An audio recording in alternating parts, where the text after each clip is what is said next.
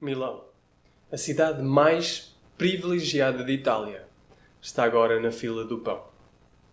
Estas palavras não são minhas, são de um escritor italiano e é o título de um artigo no Observador que me chamou a atenção. Deixem-me ler um excerto deste mesmo artigo para nós percebermos o sentimento que ele carrega. Diz assim: Vivo em Milão, até ontem mais evoluída, rica e brilhante cidade de Itália. Uma das mais desejadas do mundo. A cidade da moda, do design, da Expo. A cidade do aperitivo que deu ao mundo o Negroni Sbagliato e a Happy Hour. E que hoje é a capital mundial do Covid-19, a capital da região que sozinha soma 30 mil contágios confirmados e 3 mil mortos. Uma taxa de mortalidade de 10%. Os caixões empilhados à frente dos pavilhões dos hospitais.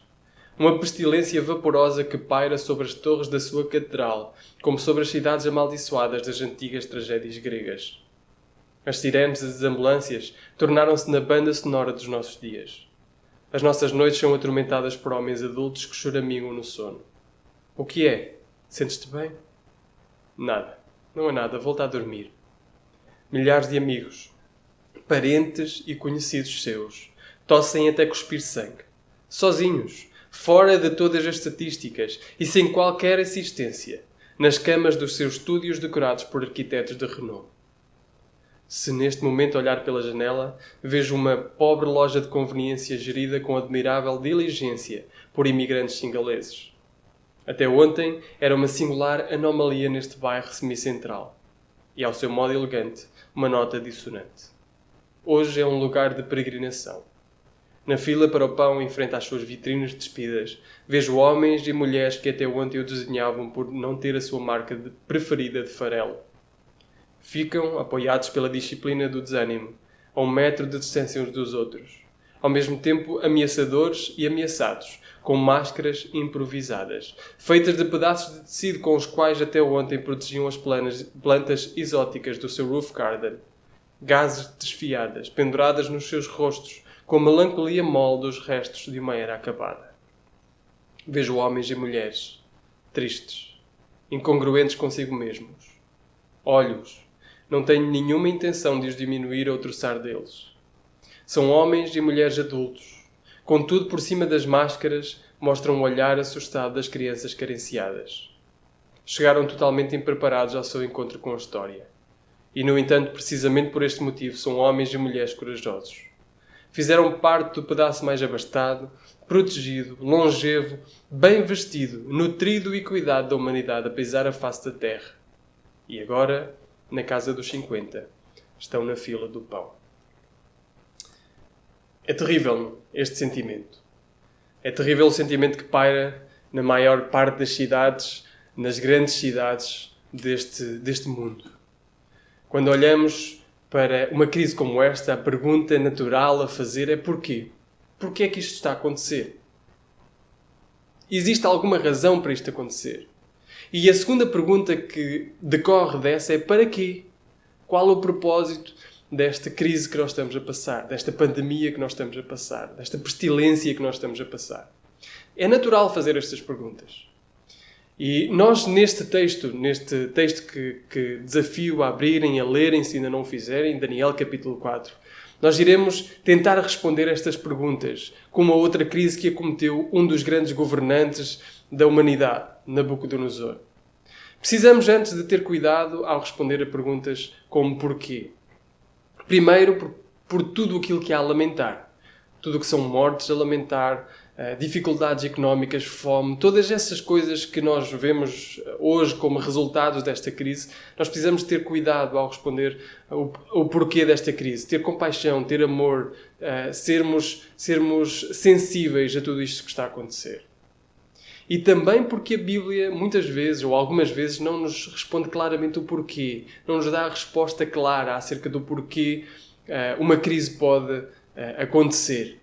Nós vemos isso, por exemplo, no caso de Jó. Jó nunca chega a saber o porquê esta crise está a acontecer, o porquê a crise que ele é acometido lhe acontece. Nós sabemos, nós lemos a narrativa que está sobre a outra narrativa, mas Jó não sabe. E a resposta que Deus dá a Jó não envolve nada do porquê a crise está a acontecer. Portanto, nós precisamos ter cuidado ao responder isto. Ainda assim, seríamos... nós devemos aproveitar este tempo para refletir sobre aquilo que está a acontecer. Nós não seríamos honestos se não tirássemos um tempo para refletir sobre o porquê isto está a acontecer. E olhando para algumas crises que a Bíblia nos mostra, nós percebemos ou podemos retirar ilações para nós mesmos sobre o porquê das crises acontecerem e também o para quê essas crises acontecem. E este é o caso de Nabucodonosor. Nós olhamos para Milão, olhamos para Londres, olhamos para Madrid, olhamos para Nova Iorque, grandes e magníficas cidades que estão neste momento a ser acometidas disto, estão na fila do pão. E quando olhamos para estas grandes cidades, podemos nos lembrar também de grandes cidades na história, como Babilónia. Babilónia, século VI a.C. Nós vemos... Babilónia era uma cidade magnífica. Babilónia era uma das grandes cidades do seu tempo, se não a maior cidade do seu tempo. Proporcionalmente, em relação a habitantes, teria mais habitantes do que hoje as grandes cidades contemporâneas têm. Proporcionalmente a tudo o resto, a todo o mundo. Portanto, Babilónia era uma das grandes cidades, uma cidade maravilhosa. Uma das 7 maravilhas do mundo antigo estava na Babilónia, os Jardins Suspensos. Era uma cidade maravilhosa. Ainda assim, Deus faz acometer uma crise ao governante maior, ao Senhor do universo conhecido da altura, ao Senhor da humanidade conhecida da altura, ao Rei da humanidade conhecida da altura, Nabucodonosor. Portanto, antes de respondermos ao porquê e para quê, vamos ver o que é que aconteceu. O que é que aconteceu com este grande governante? Nós vemos isso do versículo 4 ao versículo 27. Do 4 ao 27 nós vemos 2 crises que se acometem a este grande rei. Já falámos que era um grande rei. Tinha um exército que ninguém poderia suster. Se ele quisesse conquistar, ele conquistava. E Nabucodonosor é este rei magnífico. No versículo 4 nós vemos o seu estado. Ele diz, eu, Nabucodonosor, estava sossegado na minha casa, florescente em o meu palácio. Outras traduções, como a Ara, diz sossegado e feliz, ou a NVI diz satisfeito e próspero. Nabucodonosor estava satisfeito e próspero, sossegado e feliz no seu palácio. Não tinha nada com que se preocupar. Ele julgava-se autossuficiente, julgava-se poderoso, julgava-se tudo aquilo que ele na verdade não era. Então Deus acomete-o de um sonho e cria uma crise nele. Ele sonha algo que lhe tira o sossego. No versículo 5 diz, tive um sonho que me espantou. Outras traduções, a Ara ou a NVI diz, que me alarmou. Ele ficou aterrorizado com o sonho. Chama sábios para lhe dizerem o sonho. Ninguém lhe consegue dizer o sonho. Então chama Daniel, que já tinha feito no capítulo 2, já tinha interpretado o sonho no capítulo 2. Chama Daniel. E Daniel, quando ouve o sonho, fica 1 hora sem poder falar. Fica branco. Depois de Nabucodonosor insistir para ele dizer qual era o sonho, ou qual era a interpretação do sonho, ele então diz... O sonho que Nabucodonosor tinha tido era sobre uma árvore frondosa, uma árvore magnífica, onde aninhavam-se nessa mesma árvore animais, onde a sua sombra cobria os animais, dava sombra à terra. Era uma árvore maravilhosa. Até que uma voz do céu vem e diz que cortem essa árvore. Derrubem essa árvore.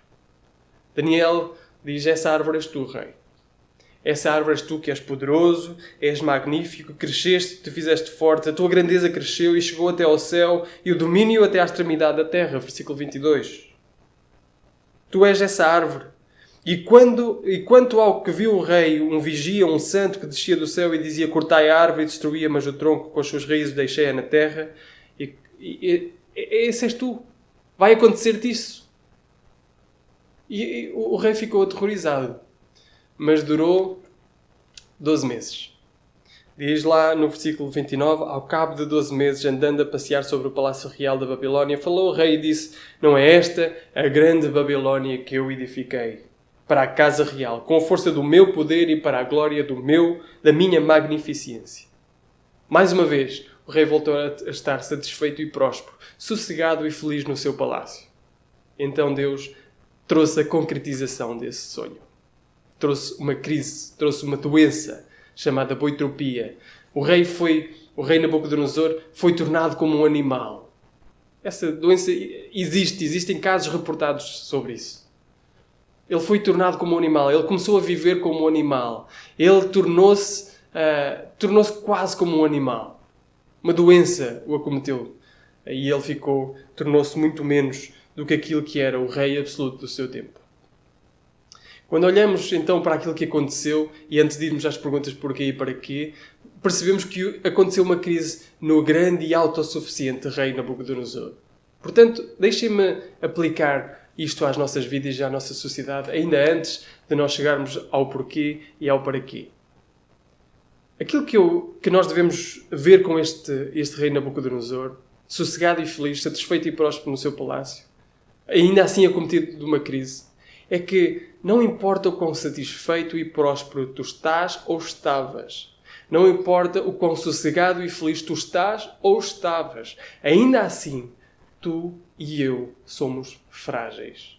Ainda assim, tu e eu podemos ser acometidos de crises. Ainda assim, tu e eu podemos ter problemas. Ainda assim, a nossa sociedade autossuficiente, sossegada, próspera, feliz, pode ser acometida de uma pandemia tal que derruba tudo aquilo que é a sua vida normal. Este rei Nabucodonosor foi acometido por um pequeno sonho e ficou aterrorizado. Foi acometido por uma doença e ficou terrivelmente horrorizado, desfigurado. Nós, como sociedade autossuficiente, sossegada, próspera e feliz, somos acometidos por um vírus que nem sequer se vê. Ainda assim, muda todo o nosso cotidiano, toda a nossa economia, até mesmo tira vidas. Nós precisamos de refletir nisto. Nós somos mais frágeis do que aquilo que na realidade nós pensamos que somos. E passamos então ao porquê. Então, mas porquê é que isto aconteceu ao rei Nabucodonosor? Vemos isso no versículo 27 e nos seguintes também. Porquê é que aconteceu? Mais uma vez nós precisamos ter cuidado com esta resposta, ou com a resposta à pergunta porquê, porque às vezes não existe resposta. E também precisamos ter compaixão e amor e sensibilidade para tudo aquilo que há a lamentar numa crise destas. Mas quando olhamos para o caso de Nabucodonosor, nós vemos claramente o porquê que isto aconteceu a este rei. E diz, portanto, ao rei, isto é Daniel a falar para Nabucodonosor, portanto, ao rei, aceita o meu conselho e desfaz os teus pecados pela justiça e as tuas iniquidades. Aquilo que Daniel está a dizer ao rei Nabucodonosor é que isto está a acontecer e vai acontecer por causa do teu pecado, por causa da tua iniquidade. Cuidado, ó rei, desfaz os teus pecados, desfaz as tuas iniquidades, porque é por causa disso que esta crise está a acontecer. Mas que crise é esta? Ou que pecado, na realidade? Que pecado é este? Que iniquidade é esta específica? Vemos isso na atitude do rei antes da sua doença, antes da concretização do sonho. Diz assim, já lemos estes versículos, quando o rei está a passear no Palácio Real da Babilónia, o versículo 30 diz: não é esta a grande Babilónia que eu edifiquei para a casa real, com a força do meu poder e para a glória da minha magnificência. O pecado específico, a iniquidade específica que acometia este rei Nabucodonosor era o orgulho. O orgulho. Deixem-me ler o que C.S. Lewis, no seu livro Cristianismo Puro e Simples, fala acerca do orgulho. Ele diz assim: é o vício fundamental, o mal supremo. A devassidão, a ira, a cobiça, a embriaguez e tudo mais não passam de ninharias comparadas com ele. É por causa do orgulho que o diabo se tornou o que é. O orgulho leva a todos os outros vícios. É o estado mental mais oposto a Deus que existe. O orgulho é o estado mental mais oposto a Deus que existe. Orgulho é pegar nas coisas que são dádivas e dizer que são minhas. É isso que o rei Nabucodonosor faz. Não é esta a grande Babilónia que eu edifiquei para a glória da minha magnificência. Não foi isto tudo criado por mim. Eu não sou o grande rei autossuficiente, o grande rei todo-poderoso. Tudo isto é meu. Tudo isto foi feito por mim. Tudo isto foi feito para mim. Orgulho é um género de plágio cósmico. Tudo aquilo que temos é dado por Deus. Ainda assim nós pegamos as coisas e dizemos: não, isto fui eu que fiz. Isto é meu.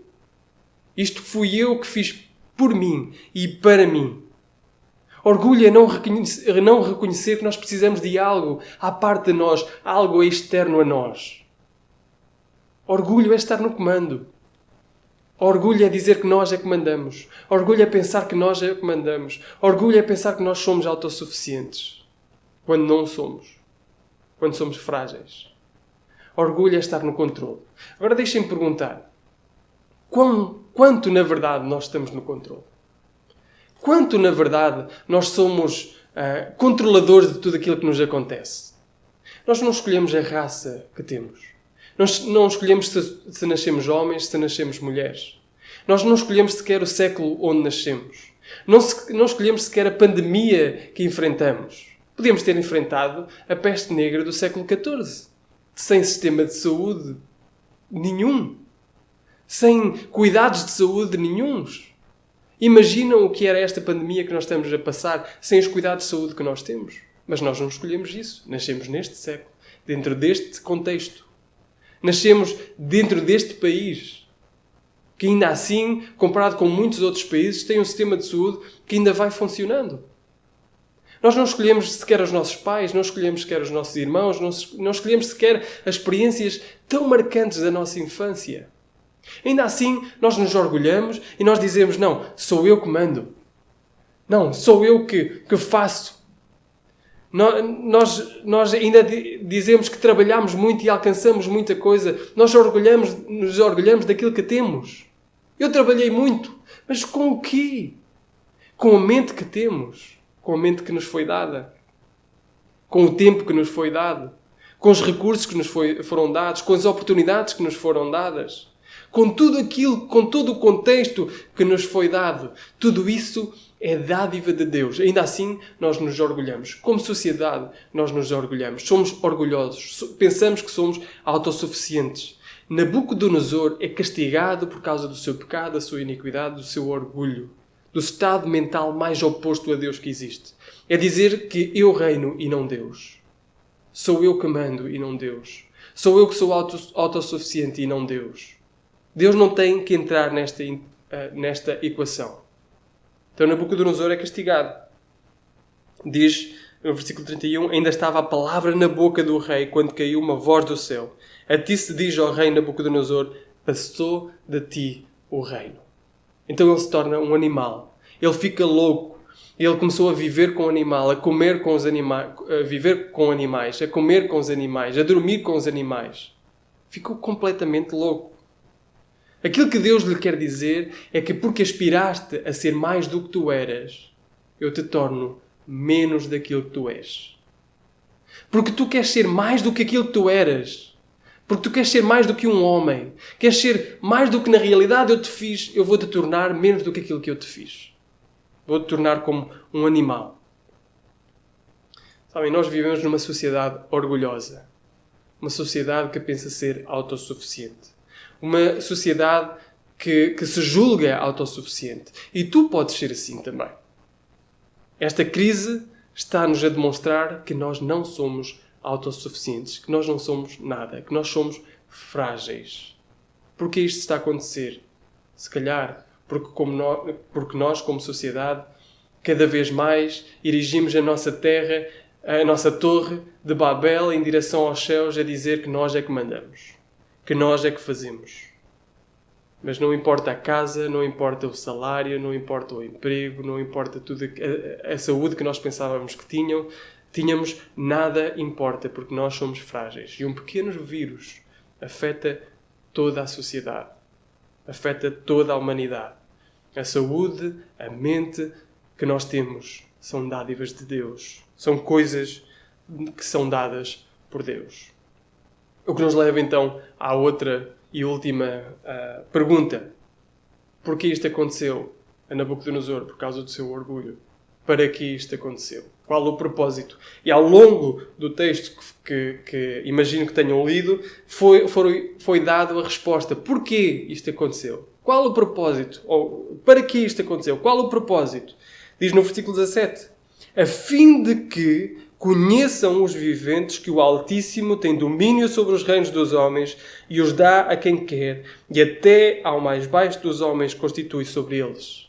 E quando Daniel interpreta o sonho, também dá um propósito. Diz, até que conheças que o Altíssimo tem domínio sobre o reino dos homens e o dá a quem quer.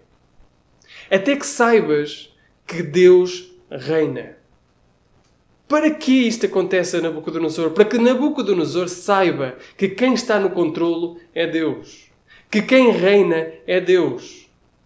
Nós podemos pensar como sociedade, por que isto está a acontecer? Qual o propósito de estar a acontecer uma pandemia destas na nossa sociedade? Se calhar, para percebermos que quem reina é Deus.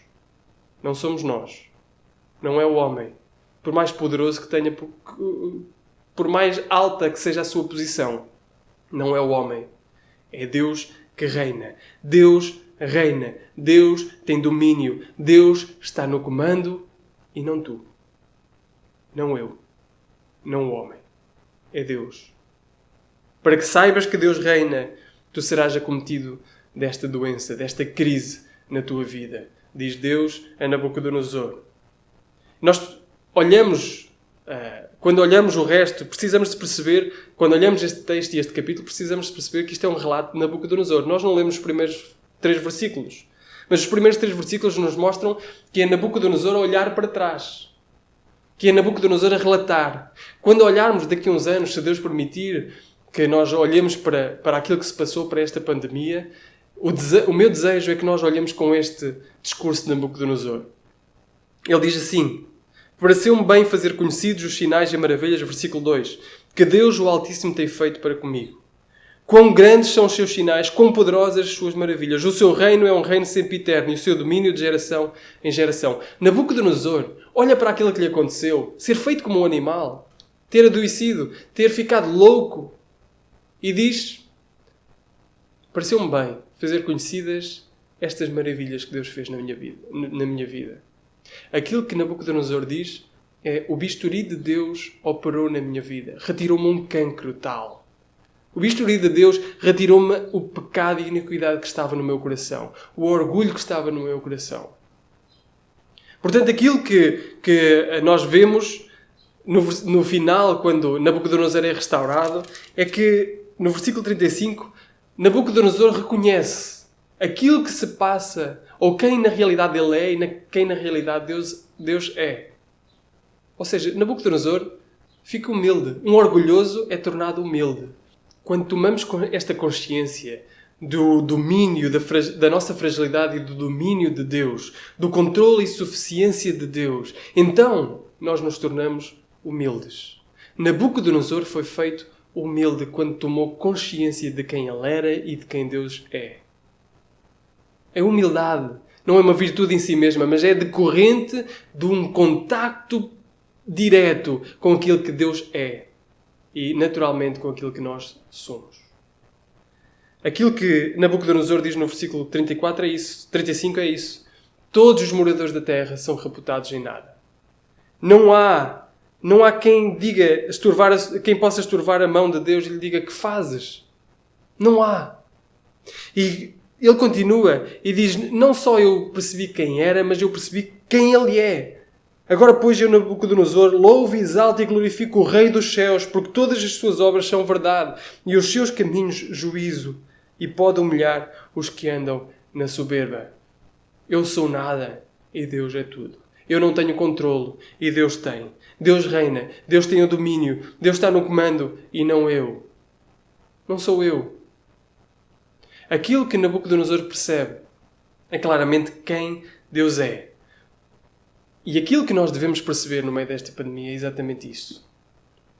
Qual o propósito desta pandemia? Devemos parar para refletir. Qual o propósito de um pequeno vírus acometer uma sociedade que se pensa autossuficiente e orgulhosa em si mesma? Qual o propósito? Para que nós percebamos que somos frágeis, que não somos nada, que somos reputados como nada, que não somos autossuficientes, mas Deus é. E que, por causa de nós pensarmos demais de nós mesmos, queremos ser mais do que aquilo que somos, Jesus Cristo se fez menor do que aquilo que era. Lemos isso em Filipenses capítulo 2, versículo 6 a 8. Sendo em forma de Deus, não teve por usurpação ser igual a Deus, mas aniquilou-se, esvaziou-se, a si mesmo, tomando a forma de servo, fazendo semelhante aos homens, e achado na forma de homem, humilhou-se a si mesmo, sendo obediente até à morte e morte de cruz. Jesus, por causa de nós querermos ser mais do que nós somos, Jesus se fez menos do que aquilo que era. Ele morreu. Ele se fez como servo. Ele padeceu como servo, para que eu e tu pudéssemos ser feitos justiça de Deus.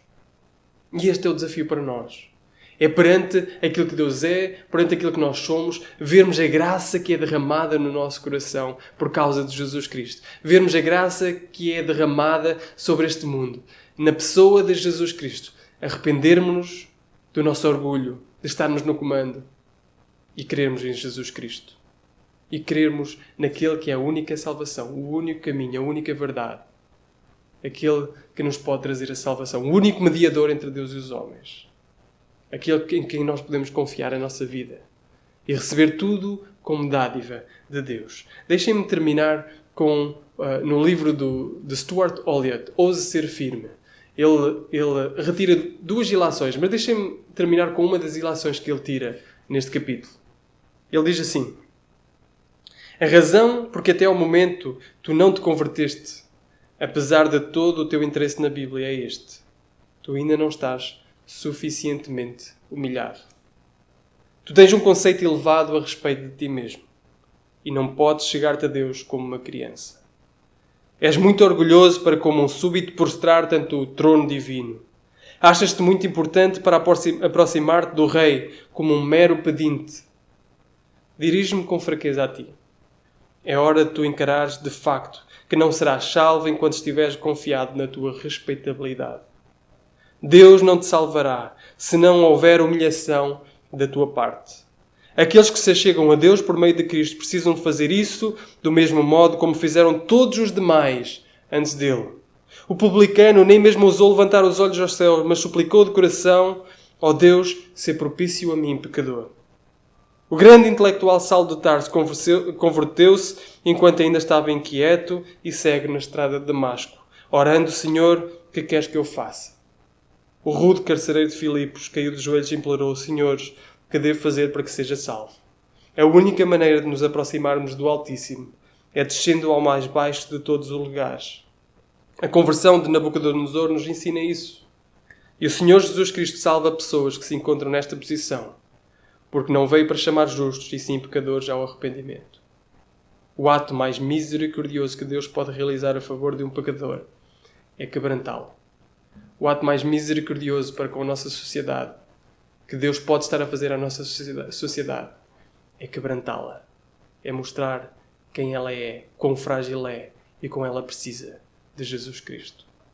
Que Deus nos ajude a refletir, que Deus te ajude a refletir nisto e pensares o quão quebrantado tu estás e o quão precisas de Jesus Cristo. O quão quebrantado tu precisas de estar. O quão amargo tem que ser para ti o ser orgulhoso, ser pecador, para depois tenderes a mão e dizer: Jesus, salva-me.